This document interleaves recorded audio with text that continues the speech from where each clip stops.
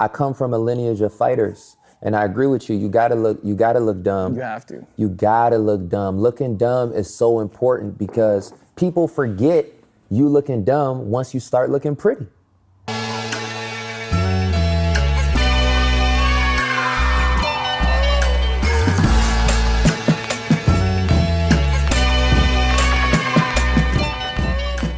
All right, bro. You said this is, what, your 6th time drinking coffee? If my memory serves me right, probably, yeah. You got a preference, oat or regular? What, for milk? Yeah. Oh, definitely oat. Tell me about this song real quick. When was the first time you heard it? Oh my goodness. This guy, you're waking up some like ancestral memories for me right now, man. This is one of the first songs I fell in love with as a child.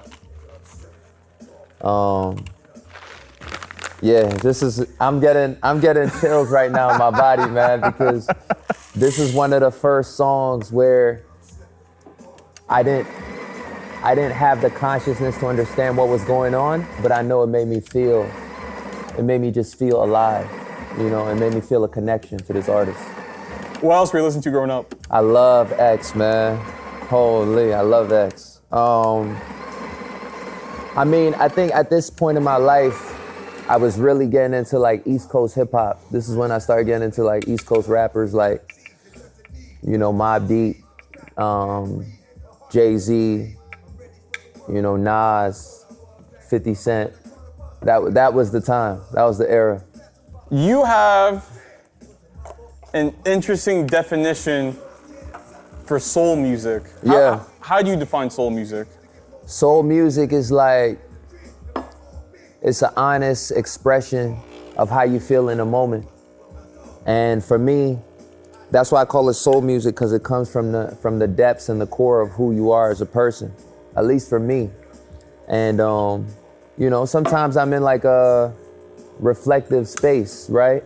Yeah. I would consider this soul music. I know it's not like Marvin Gaye or like Al Green, but you know, what we'll call traditional soul music, but there's something just powerful about just speaking from your heart, you know? That's it. I think DMX, I'm gonna add on to that. DMX is one of those artists that like, you believe everything that he says. Right. Right? So by soul music in your definition, it's not necessarily like a tempo or like the certain drum swing. It's about a feeling. Yeah. My question is, exactly. seeing from just listening to your music, which we'll get into a bit later. Absolutely. It is feeling driven. So my question to you is that when you're looking for soul music, does the feeling find the song, or does the song elicit a certain feeling? All right, so there's two quotes that really hit me that make sense. Like the song is not born from the artist. The song it already exists. I like that. And then you just gotta be the channel that the song comes through you, or reach out into the air and just grab it, you know? And then there's this quote that I heard that said, you gotta give yourself chills. I think it was Carlos Santana. Like, if you give yourself chills, then you'll give other people chills. You know what I'm saying? I like that. Because if it's true to you, it'll awaken something that's in somebody else, because we literally all just mirrors of each other, you know what I'm saying? So. You like to pick artists where you can, if you take away the music and just the words, you can still feel it, right? Yeah.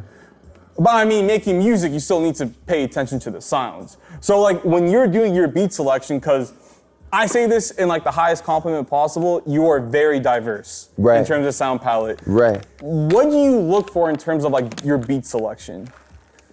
Yeah, you know, so historically, like, I just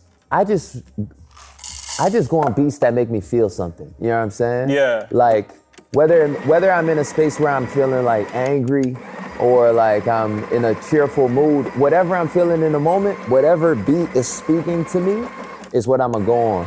You know what I'm saying? But lately though, I've been more drawn to like more soulful sounds, more like what's the word? Like, yeah, more like sample-based music, you know what I mean? With like keys and guitar and bass, you know, like that shit just moves me, you know? And that's what I've been working on, you know? Yeah, and think there's a whole discourse about sampling right now where it's like, oh, you're not really like, you're not making your own music, it's more so you're stealing from someone else. But just to piggyback on what you were saying earlier, I really do feel like sampling in itself is like, you're a vessel for the other person that you're sampling. Absolutely. And to me, sampling is like tradition.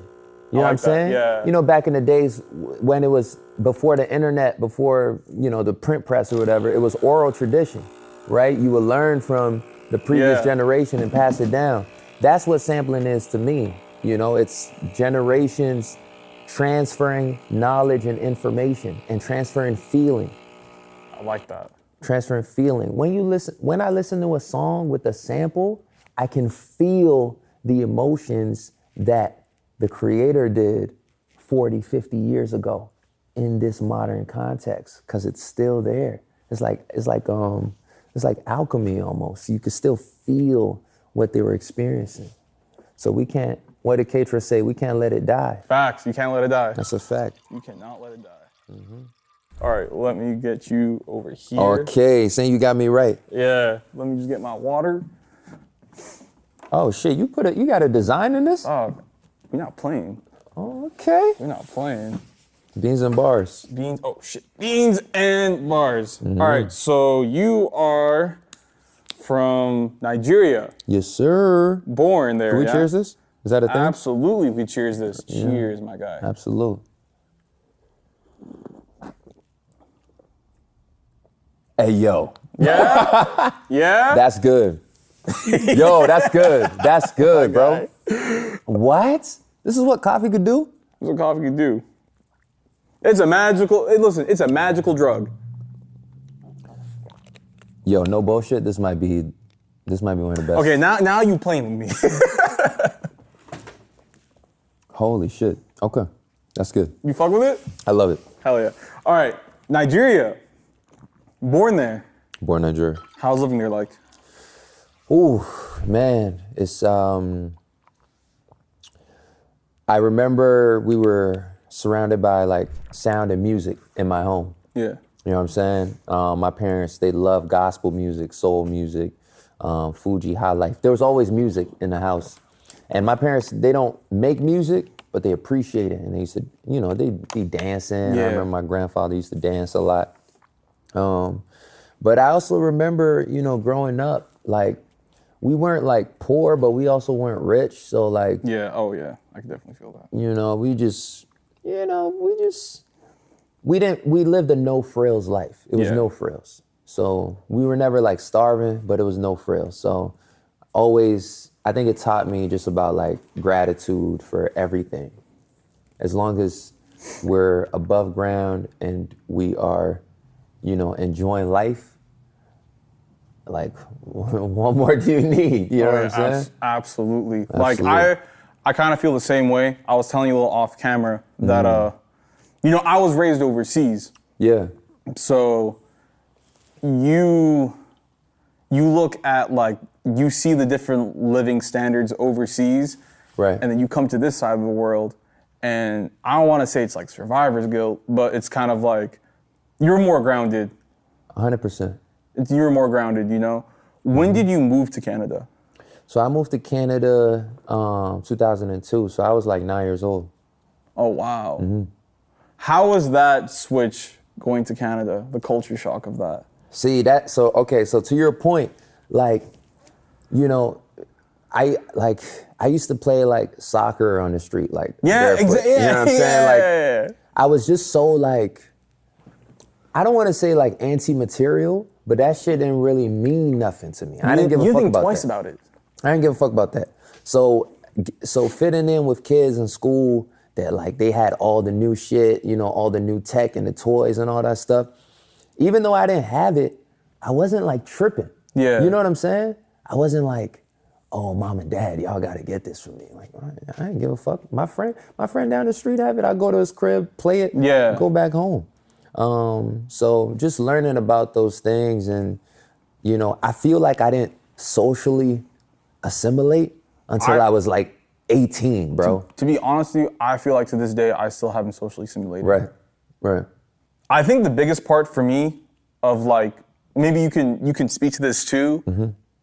When you're moving to like, because you have a unique experience where you went from Nigeria to Brampton, right? Brampton, I'm sorry. Brampton, and then LA. Yeah. So it's like, it's 3 different environments that you're having to like fit a mold. Right. For me, it was just kind of like, I don't know, when I first moved, so I was born in America, and then I grew up overseas, and I came back for college. But I realized like once I was coming back to college, kind of being that very dissimilar to everyone around me, you kind of give into the pressure of like, I don't want to say like this, but like Western influence in a way that like, it kind of makes you swallow up your heritage. You know what I'm saying? Right. And like, because you don't want to be othered all the time. Exactly. Gotcha. Exactly. Yeah. And you have a line off the album that like, which we'll get into in a bit, that really hit home for me. Was it, I feel like imposter syndromes when I'm visiting homes. Imposter syndromes in homes you're visiting, yep. I'm Palestinian, proudly. And, you know, for me, remembering my heritage is like part of my resistance. So I wanted to kind of pick your brain to see like, how was it like for you holding on to your heritage? Because like I hear that in the music, and that's something you proudly talk about. Absolutely. While fighting off like, okay, I don't want to fit in the mold that you are forcing me into. Absolutely. Bro, what you're saying right now, it connects because, you know, as a African immigrant trying to assimilate, I always say this, it felt like I was caught in the Atlantic Ocean. You know what I'm saying? I was like in between two continents, culturally, ideologically, with accent. You know what I'm saying? Yeah. People say, oh, where's your accent from? Where's this? And, you know, it's like, that was my prior condition. My current condition is I am a collection of my past. I like you feel that. me? So rather than feeling like I'm caught in between 2 worlds, I am the world that is comprised of these 2 locations and this other location and this, you know, art gallery that I just visited and this DMX album that I just listened to. I am the world that comprises all of that. And I think that changed the framework at how I look at my life, basically. Yeah. How does that seep into the art? To me, it's like agency. I think as artists, you know, you hear this word now a lot, world builders. You know, we all are, you know what I'm saying? We create the world that we want. We decorate our space, our home, the way we want, and we decorate our bodies the way we want. You feel me? Yeah. You know, I got these hoop earrings. This is my world. This is how I want to express myself, you know? And so as an artist, as a musician, I'm pulling from these different reference points to make it my world. It's nobody else's. This shit is mine, and you're welcome to join it. I would love for you to join it. On my terms. Yeah. How was growing up in Canada like? Man, Canada's great, man. I love growing up in Brampton because Brampton is a city right outside of Toronto, but it's more immigrant heavy, right? Yeah. So some people call it Brown Town. Okay. Because there's a lot of Indians, but there's also a lot of Jamaicans. There's also a lot of Africans. And you know, people say Brown Town, it's kind of like a slight, to be honest. Yeah.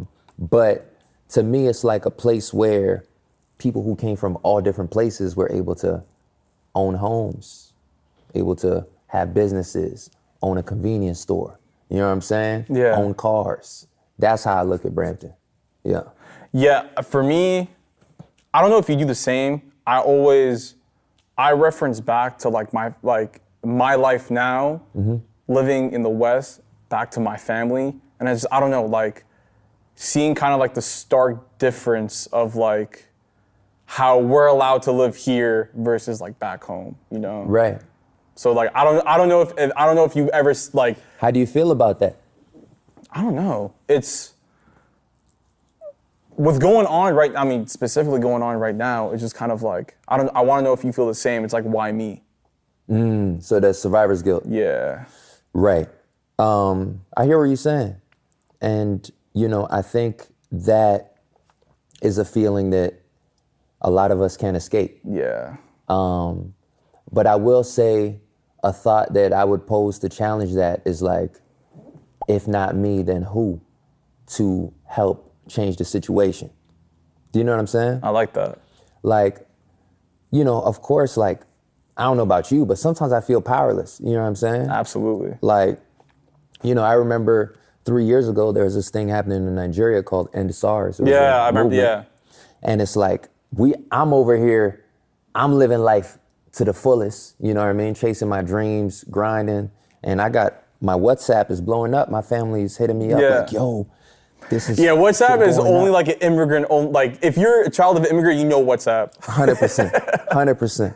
So you know, it's like, yo, fuck, I'm trying to live my life, but I got people over here that, you know, they don't have it as fortunate as I do. But the way I'm trying to frame it is like, I can't slip and drift into the feeling of hopelessness and helplessness. Instead, what I would much rather do is see what I could do within my circle of like influence. What can I do? You know what I'm saying? If it's like sending money back home, which is what a lot of us be doing, then that's what I'm gonna do. Yeah. You know what I'm saying? If it's like, you know, setting up something, then that's what I'm gonna do. And honestly, just listening to our people back home and amplifying them and keeping their stories alive does wonders. How was high school in Canada like? Yeah, high school was cool for me. That's when I started battle rapping. Yeah, I wanted to ask about that. Yeah, so that was an interesting time, you know, growing up in Brampton. I was one of those kids in high school where like, I was like cool with like everybody. Yeah. You know, the athletes, the science kids, the artists, you know, even the people that you would consider like the misfits or the outcasts or whatever. Like, I've always been that guy. Maybe because I felt like a outcast when I first moved, that I just saw a sort of kinship to them. So yeah, I was like a floater, bro. Like I just floated around friend groups and, you know, started battle rapping and just taking people's heads off as a battle rapper, you know what I'm saying? You talked about this in one of your interviews where there was a moment where you were battle rapping, you got thrown in the pit, and it was 6 rounds back to back. Yeah. And you were saying like, oh, I was taking L's. Holy shit, yeah. That's deep, okay. Yeah. Yeah, that was traumatic. Yeah. That was traumatic. I never forget that day, bro. I was 12 years old, in 9th grade, and my first battle rap was with this dude. His name was Young Stunner. I never forget. And he just boom, round after round. I'm like, bruh. Like, what's going on, bro? And yo, there's a huge crowd of people watching. Yeah, it was a public shaming. Yeah, it was embarrassing. And then my pops came to pick me up from school, and he drove me home after that ass whooping. And that I never forget. That's a formative memory for me, because I told myself I never lose again. One thing you kept repeating in a lot of things I was reading was that a lot of this shit, when you first start, is just like confidence building. Mm-hmm. It's like you're getting your rounds in. Mm-hmm. But what people are afraid to do is that first step, to maybe look a little dumb. Right. You know? Right. So I'm not even more interested in terms of like what happened during that scene, but I find it interesting of like the mindset when you came home from that. Like, cause you could have easily taken that as like, you know what? Yeah, maybe this shit's not for me. Yeah. But you took it the opposite, no? 100%. Cause I come from a lineage of fighters. And I agree with you. You gotta look dumb. You have to. You gotta look dumb. Looking dumb is so important because people forget you looking dumb once you start looking pretty.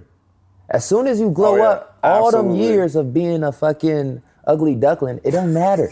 It doesn't matter at all. Matter. It's like Men in Black with the memory flash. Yeah. So, I love looking dumb. I don't give a fuck. I'm cool with looking dumb because I know I'm in the process of getting more pretty. And no one posts their failures to the public, only their wins. Yeah. So it's like a lot of people are failing behind the scenes. You just don't see it. 100%. And failing is inevitable. It's actually inevitable. And, what did Will Smith say? Fail fast and fail often. Because, the more you fail, the more you autocorrect and redirect. And that shit, it makes me actually smile because I went through so many years of being a trash fucking rapper. You know what I'm saying? I feel like now you're just being harsh on yourself. No, it's true. It's true, bro. So many years of being a trash rapper before I got nice. You know what I'm saying? Okay, so yeah, we can both, you nice now. Oh yeah, I'm nice as what? I'm nice as fuck. Been nice. Bro, I'm one of the best. Yeah, I like that. So, but I had to be in the dojo, the hyperbolic time chamber before getting to that point. But there's still a way to go. Absolutely. So, When did you realize you first wanted to pick up the mic? As soon as I heard that DMX track. That was the moment? Yeah. Because I was rapping it and I was like, yo, why do I feel like a superhero right now? Do you remember the first song you made? The first song I made, I think it was probably just like a poem. I don't even think there was a beat to it, bro. But my mom, she gave me this book when I left Nigeria. It had like a kaleidoscope cover. Yeah. And it was a blank book. And I used to write poems in there, short stories, just creating, and that's where the song came out. But I don't remember what song it was, but it was probably some like angsty shit. So you were writing even before you were making songs? 100%. So I used to pick up writing as like kind of a side thing, and I feel like, with writing, one of the more potent ways to write is to figure out how to say more while saying less. Just condensing a paragraph into just an optimal sentence. Mm-hmm. I want to know, was the writing experience just from short stories? How does that play thematically into like the music you make now? I'm an idealist. You know what I'm saying? I'm always one of those people that's like, yo, I picture an ideal world of a utopia where every man, child, and woman can, have a right to self-determination. And that, even though I can say that to you right now, as a child and as a teenager, it's always been ideal. So every world that I was creating, I'm not gonna, bore you with the details. No, I want to hear the details. But, I remember when The Matrix came out with Neo. I made my own version of The Matrix. And in this world, there was this guy coming through to, avenge all the downtrodden and bring them into this place of liberation. And it's like, what the fuck was I doing writing that at 9 years old? You know what I'm saying? Yeah. I can't even fathom that concept, And, maybe it's like a story that's embedded in every human being's, psyche, like the hero's journey. Yeah. Maybe that's what it is. But, I think that is like something that's always been important to me. And I think it's important to a lot of people. We always want to see a happy ending to every movie, So why can't that be the same with real life? I was going to ask you about the little book you have, speaking of writing. Yeah, absolutely. What's going on there? Oh, yeah. So this is one of my favorite books, man. It's called Don't Forget to Live. And this is a book that I started taking with me on tour. And, every city I go to, whether it's a fan or somebody I click with, they just put like a quote in there. You know what I'm saying? They put something in there that's fire. Special to them. And I've been collecting it for years, bro. And this is like one of the most grounding books that I have. You can check it out if you want. Yeah. That's fire. It's kind of like the concept of the wall I was telling you earlier. Yeah, yeah, Damn. yeah. So it's like kind of, it's daily grounding for you. Absolutely, absolutely. Sometimes I just open it to a random page and, get something out of it. Going back to making music, so we're both child immigrants. Yeah. And we both, I'm assuming you also know how kind of, not hard it is, but it's kind of weird telling your parents, hey, I want to do something creative. Hell yeah. I wanted to know, what was that like to you once you realized, like, okay, like I want to be making music as like my thing. How do your parents take that? I mean, I didn't tell them. You didn't? Nah, because I knew what would come of it. I knew that they would reject it with every fiber, bone, and muscle in their body, you know what I'm saying? So it's like, that's not what we came here to do. They came, they packed everything they had to come to Canada. They didn't do that for me to be, rapping, you know what I'm saying? In their heads, they were like, we did this so that you can go through the academic journey and reach a point where you become a professional, right? Yeah. A distinguished professional. Yeah. And I can't be mad at that. No, I can't be mad at that. But at the time, I didn't tell them. I just did it. When was the first time you brought it up to them? I think it's when they were, like, oh, yo, somebody told us that you do this. Oh, okay. Yeah. So it's from like hearsay. Yeah, we found you on YouTube. And I was like, yeah, that's me. Yeah. I want to piggyback off that because it's something that me and my brother talk a lot about, that like when our parents came here, they couldn't come to take a risk. Mm-hmm.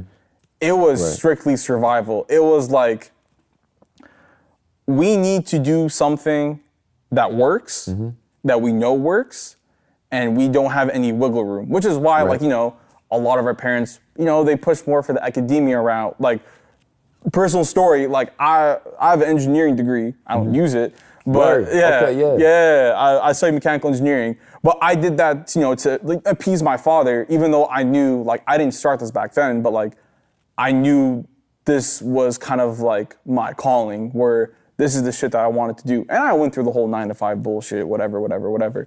But me personally, I had to kind of break it down to my parents that, like, I understand that, the way you were brought up, you were forced to see, what avenues of success were in a very, like, rigid manner. Mm-hmm. But, like, this is, at a certain point, you have to be like, this is what I want to do. This is what brings me purpose, and just kind of run with it. Mm-hmm. So I wanted to know for you, like, when did you kind of have to, like, draw that line between, like, appeasing your parents? Mm-hmm. Because I know you did go to university. I did, yeah. But then also, like, taking that leap to be like, okay, this is, like, my calling. Absolute. Oh my goodness, what you're saying right now is resonating so deep. It's not even funny, bro. Like I said, I grew to understand where my parents were coming from, because you only say that out of love. You know what I'm saying? Yeah. And I think, as once I finished my undergrad, I was like, here, are you happy? Now I'm gonna do what I really want to do. Yeah. And to them, it was like, yeah, we're happy, but not really. And I was like, well, this is all I can give you. Now I'm about to live my life the way I want to live it. And a friend of mine gave me this book called The Alchemist by Paulo Coelho. And I remember reading that book, and it was just an affirmation that I would much rather live a life where I try what I really want to do, rather than going another route and living with regret. So I didn't want to live with regret. I'd rather live satisfied with myself, you know what I'm saying, and my decisions. I read something interesting. After university, you worked at a mental health facility? Yeah. How was that experience like? Yeah, it was actually youth therapy, youth mental health. And oh my goodness, probably one of the most, like, rewarding experiences ever in my life. I can only imagine. You know, because I learned something very important. I learned that there's no such thing as a bad kid. You see what I'm saying? They act in response to their environment and, of course, their genetics. You know what I'm saying? And that really taught me that, like, anybody's life is capable of turning around. Absolutely. If you intervene at the right moment. Is there a point where intervention doesn't do much anymore? Or like, because you said at the right moment. Right. Because there needs to be a willingness to be intervened as well. Like, if I'm a youth worker, and shout out to all the child and youth workers, social workers, man, I can't stress how important their roles are in society. Yeah. But, you know, sometimes somebody's just not ready to be helped. And if someone's not ready to be helped, you can do everything. You can't do anything for them. They won't accept it. So that's what I mean by the right moment. You know, I think, you know, you could be 13, you could be 30, you could be 45 and get a major breakthrough. What was the biggest misconception about like mental health that you saw unraveled while working at the facility? Without going into any specific details of anyone's like file or anything. Yeah, of course. I think like there's something called adverse childhood experiences. What's that? They're called ACEs, ACE, ACEs. Okay. And basically what it means is that like as kids, once you experience an adverse childhood experience, like a traumatic episode or something of the sort, it reshapes your brain and it can have these downstream effects that don't manifest until you like 40. Oh shit, yeah. You see what I'm saying? So I think one of the things that I learned was, you know, during like therapy and intervention with youth, once you start to like unpack those things at a young age, you dramatically increase the chance of that person having like a better quality of life just by addressing those things earlier on. And like everybody has adverse childhood experience. The album Panic, it kind of ends off with a sample that is just kind of, how's it go? That it's setting the blueprint for like the future generation of kids. Yeah. How did you working in that mental health facility change the way that you made music? Okay, that's a great question, man. And I don't think it was like a conscious decision that I made. Yeah. I think just being surrounded by the youthful energy, and seeing what having like compassionate, hardworking people in your life can do, I think it just reinforced that thought in my head that like once we reach a certain age, life is not about us anymore. It's about the next generation. It's not about me anymore. I'm living. Yeah. I'm here. I'm a healthy adult talking to you. Now it's about what's it going to be like for Gen Z and Gen Alpha. How do we make sure that once they reach our age, they can have, like hope, joy, like fun, like yeah. You know what I'm saying? So that's my motivator for sure. And that's why we put that piece. Bro, I didn't even tell Phil to say that. Really? You didn't? That's crazy. I didn't tell him. When did the switch to music happen? Oh man, probably like 2 years later. I was like, I can't do this no more. I gotta do what I came here to do. I gotta do what I was called for. When was like the biggest significant moment where you're just like, oh, okay, maybe I can make a career out of this music thing? I won a grant that helped me pay for my first EP. The one that came out in 2016? Yeah. So I did that with my boy Nate Smith.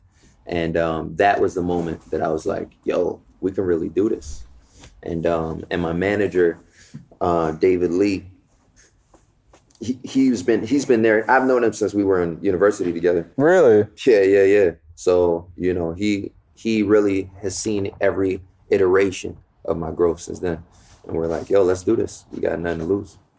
Here's a question for you, because you brought this up to Topaz Jones when you interviewed him. Okay. So I want to throw the same question at you. Let's get it. How do you find peace in panic? I think for me, it's about remembering what I do have control over. I have to. Because if I don't do that, then I'm overthinking about everything else. And how effective can I be if I'm not, in control of my direct surroundings? So honestly, it could be as simple as like making sure every morning that I actually eat a good solid breakfast. I actually, go for a walk or go to the gym. Like those little things, checking in on my friends, checking in on myself. To me, that's like the most important thing. So I could just show up and be the best person I could be. Part of this shit is confidence building. So you've been saying you've been putting in the iterations since, before 2016, but like started from 2016. You put in the iterations until you can, bring home the Juno Award to your parents. Giving thanks. But I feel like with each iteration, it's kind of easy to get like lost in the sense of urgency to the point where it becomes a little paralyzing. So I wanted to ask, how do you break out of that? Shit, bro. I'm learning. You know what I'm saying? Like, I'm a work in progress, I can't, sit here and say that I got this shit all figured out. Yeah. I really don't. But I will say, taking time to just be like grateful in the present moment. And there's a thought that I learned from this meditation app, and it was like, yo, what if at this very moment, everything was exactly as it should be? And when I remember that, I'm like, okay, yeah. Let me sit in the comfort of that thought, that what if everything right now is perfect? Cause then it gets me like energized, kind of like me drinking this coffee. Is it wiring you? I don't know if it's kicked in, but I'm enjoying it. That's all I care about. I'm enjoying it, bro. That's the thing I always thought about, that like, even when shit goes left, what if it's going left for a reason that opens up a door later on that you don't see? Right. And I feel like a big component to that is like having faith. And that's something you talk a lot about on this new project. Like the idea of having faith, breaking down imposter syndrome, and correct me if I'm wrong, there's a lot of discussion about like love in general about the project. So is it like love of self that breaks the self-doubt? Yeah, I think that's a big part of it. Yeah. Love of self, and also love of like others too. You know what I'm saying? The self-love to me is first, and then extending that to others, extending that to people that you care about, your family, your friends, whatever, and then extending that to people that you would consider enemies. You know what I'm saying? Which could be tough. That takes a lot of compassion. It does. But that's why human beings that's why we're the apex species. Facts. Because we can do that. I want to talk about the new project. Let's do it. Panic. Yes, sir. What was the creation process going into that? So Panic is a name that I've had in my mind for the project for like 6-7 years. And I wanted to talk about two things. One, like personal mental health and dealing with anxiety personally, but also like just like, societally, like how do I feel? What has worked for me that I think will work for other people? Because I know, was it supposed to come out earlier? Because it was supposed to come out way earlier. Because you had because you have stills. Still, yeah. And then volume 1. Yeah, Elements volume 1, yeah. So was it supposed to replace Elements volume 1, or? It was supposed to be instead of Elements volume 1. Really? Yeah, yeah. How do you keep patience? Like, ironically enough, the album's called Panic, but like, how did you keep patient throughout all of that? Or like, what made it now the right time to present this? I think it was a number of things. Like, it was like clearing samples and like more. Oh, okay, the industry things, shit, creative stuff. Yeah, so, that was a process. And I got to give a big shout out to my team for even bringing it to the finish line, because it was a hurdle. Does a song from the album stick out to you? A song from the album? Probably Someone I Knew. Yeah, the intro. Because the intro and the last song, they starts off with the same sample. What was the decision behind that? I'm curious. Yeah, so the first time Alex Goose sent me the sample, I was just like, yo, what is going on here, bro? Like, the sample is from like 1971. Yeah. And they never released that song, ever. So this is the first time that the world is hearing the song. And I was like, Alex, what are you doing here, man? Like, you're fucking with my emotions here. You know what I'm saying? Because the words that the guy was saying, they sounded like it could have been said today. So we thought it would be amazing to like have that be the opening and the closing of the album, kind of like a book. You know what I'm saying? You know, it welcomes you in, and then, you know, hopefully you get the feeling of hope when it's all said and done, because that's the whole premise of it. How did the features come through? Because you have some, shout out Mavi, that's the guy. Absolutely. But how did the features come through on that? Man, I got to give a big shout out to my team, because they reached out to the other artist teams and really made those connections. Some of the Topaz was a great feature because I'd been a fan of his album, Telling Your Mama, for years. And then randomly, bro, I saw his show pop up on Ticketmaster. Really? And I was like, yo, I'm gonna go watch this. So, you know, I got the ticket, I went dolo, and I got there, guess who's there? My producer. Alex. No way. Yeah. So after the show, I was like, I met with Alex. He's like, yo, let's talk to Topaz. And Topaz was like, yo, what up? And that's how we made the song. It was just organic vibes, just chill. So that was beautiful. Lady Ray, who sings the chorus on Flowers. Yeah. I thought it was a sample. Yeah, I mean, technically, yeah, it is a sample, but it's just not like an old sample. It's from a song from like last year. Oh, okay, yeah, okay. You know, like it sounded like it had that vintage sound to it. Absolute.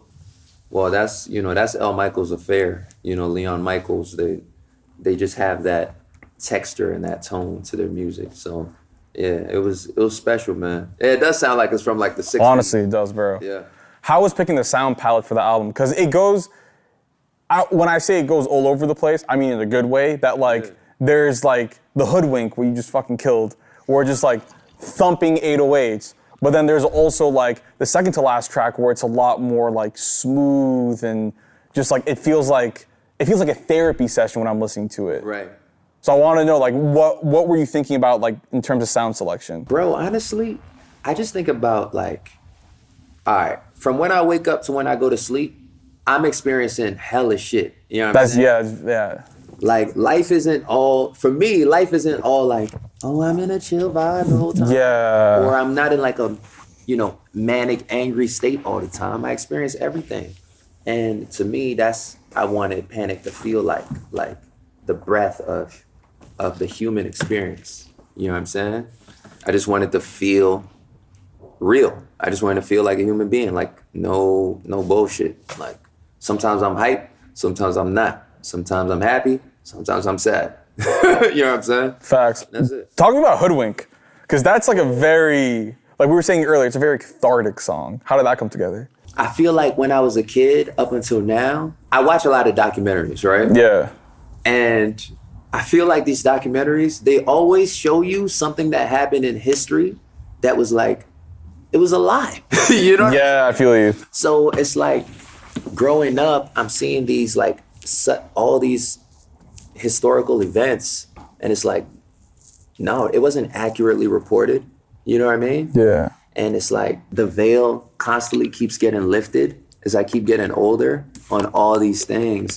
It's like, bro, like, y'all hoodwinked us. You know what I'm saying? Like, y'all made us believe XYZ to be true, but it really wasn't. So what the fuck? And that's what the song is about. It's about like me growing up as a youngin' teenager being like, okay, this is a lie. Okay, this is a lie. Okay, this is Yeah. Now I'm thrashing against it, trying to. You see past the smoke screen. I'm trying, bro. Yeah. I'm trying, bro. But there's just a fight, because even I got my own personal shit that I got to work through to get free for real. Like, so that's what Hoodwinked is about. I mean, we're like a month after release now. Mm-hmm. So I'm like, how's it feel now? Past the panic, just now you get to soak in it. Bro, man, it feels so good because creatively I feel free. Now I just feel like, okay, how am I dealing with this present moment right now? How am I attending to myself as a human being, not just as an artist, as a human being? And, I think that whatever I do in the future is not going to sound like panic, because I got what I needed. If there's one thing you want people to come out the album with, what is it? Don't be afraid to feel whatever you're going through, and also to know that you're not alone in whatever you feel. Yeah. You know what I'm saying? It's like, yeah, whatever you experiencing, there's definitely somebody else is feeling it too. You know what I'm saying? So, we got to come together as people, Yeah. community, to really support one another. And that's why I think the outro, How Much Longer, might actually be my favorite song, now that I think about it. You're about to go on tour. Yes. How you feeling? I feel great, man. I'm going on tour with Mick Jenkins. How did that come together? That's what, Mick is like one of the artists that, I think it was like 2015, before I became like a serious artist. That was one of the artists that I was just listening to their music heavy. Really? And yeah, like the Waters, like that's one of my favorite albums. Oh, The Waters is amazing. Yeah. And I think at the time I was still trying to figure out what I was trying to do with my life. Yeah. So, to me, this is a full circle moment. We did a song together called Off the Drugs 2 years ago. Yeah. So to me, this is an extension of it. And yeah, I'm excited, man. Good music, good hip hop, good like jazzy elements too, So I think it's gonna be special. If there's one thing you want to leave fans with, what is it? Don't forget to live. That's it. Just that feeling, like don't forget to live and just experience the shit. Like, yeah, I just want people, regardless of what your background is, where you're coming from, like I want you to feel like this is a space where you could be yourself. Straight up. I think that's a beautiful way to end it. My guy, Yes, sir. I appreciate you coming through. Come on, man. Thank you for the talk. I needed this more than you think. Bro, come on. Where can people find you at? I'm on all social platforms at Sincerely TOBi, TOBi. And also you can find me on my website, panic.fm. Panic.fm. Which I peeped, that website is fucking crazy. Thank you. Yeah. Yeah. All right, my guy. Cheers to that, bro. Cheers, bro. Are you kidding me? Hell yeah. 6 cup.